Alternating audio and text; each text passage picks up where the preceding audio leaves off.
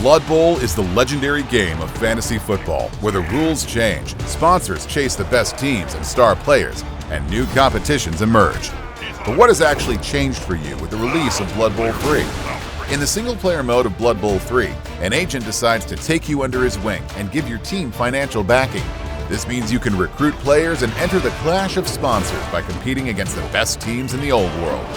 This competition brings together the best teams sponsored by the most influential brands, and the players include the biggest stars like the legendary Griff Oberwald. As some of you already know, 12 factions will be available at launch. Some are already well known, like the Dwarves and Dark Elves, but brand new factions have also been added, such as the Imperial Nobility, Old World Alliance, Chaos Renegades, and of course the Black Orcs. Many others will be added later, and all will be available in the campaign mode. A Kraken, unbearable heat, insect swarms. The new dynamic pitches hold many surprises.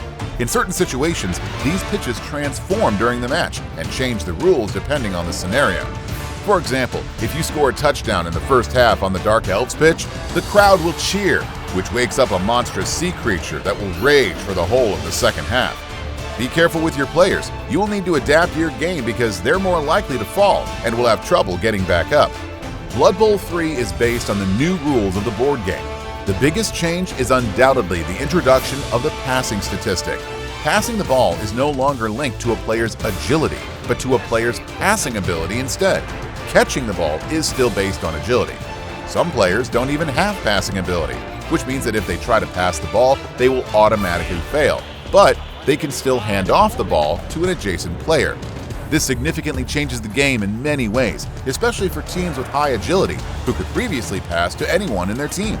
New rules means new tactics and new ways to dominate your opponent.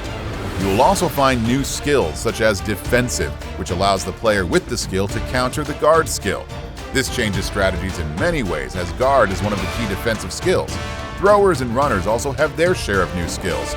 There's running pass, which allows you to continue an action after making a quick pass. And safe pair of hands, which allows the player with the ball to place the ball on any square if they're KO'd. The player leveling up system has also been completely redesigned. Simply put, it provides much more flexibility and spreads out level increases within the team as the cost increases with each level. It's now more desirable to keep a certain level uniformity within your team to avoid paying exorbitant XP to upgrade your favorite player.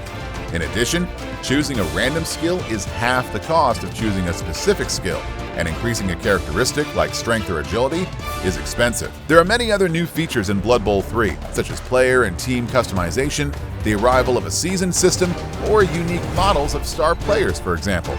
All these new features will help each coach stand out from the crowd, with new mechanics that enable new tactics, new pitches, and lots of factions. You can therefore flaunt your own distinctive style in the old world during the clash of sponsors, and against other players in multiplayer modes.